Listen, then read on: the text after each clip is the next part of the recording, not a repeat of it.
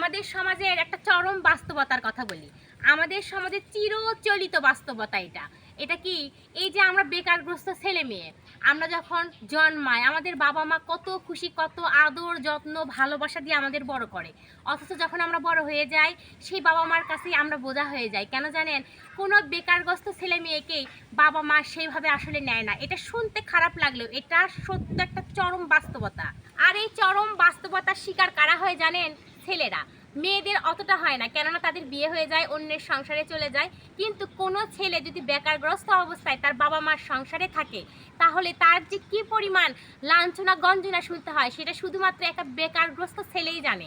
এতে যে আমরা বলবো বাবা মা খারাপ, না, বাবা মা খারাপ নয়, কারণ তারা ধীরে ধীরে বয়স হচ্ছে, তারা কত জীবন আমাদের এইভাবে দেখভাল করবে, খাওয়াবে, পড়াবে। তাদেরও একটা আশা থাকে যে ছেলে মেয়ে বড় হবে, একটা সময় পর আমরা নিজেরা বাবা মাকে দেখব।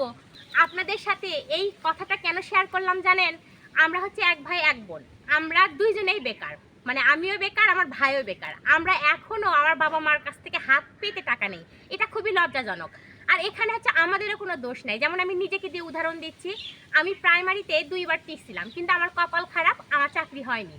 তো এখানে আমারও কোনো দোষ নাই। এটা হচ্ছে কি বলবো, আমাদের দেশের বেকারগ্রস্ত হার এত বেশি যে, বা কর্মসংস্থান এত কম, যে যার জন্য হয়তো বা এটা হচ্ছে। অনেক ছেলে মেয়ে দেখবেন ঘরে ঘরে বেকার, হতাশাগ্রস্ত, বাবা মা বিভিন্নভাবে কথা শোনাচ্ছে। এটা কিন্তু বাবা মারা কোনো দোষ নেই, এটা কিন্তু আমি আগেও বলছি।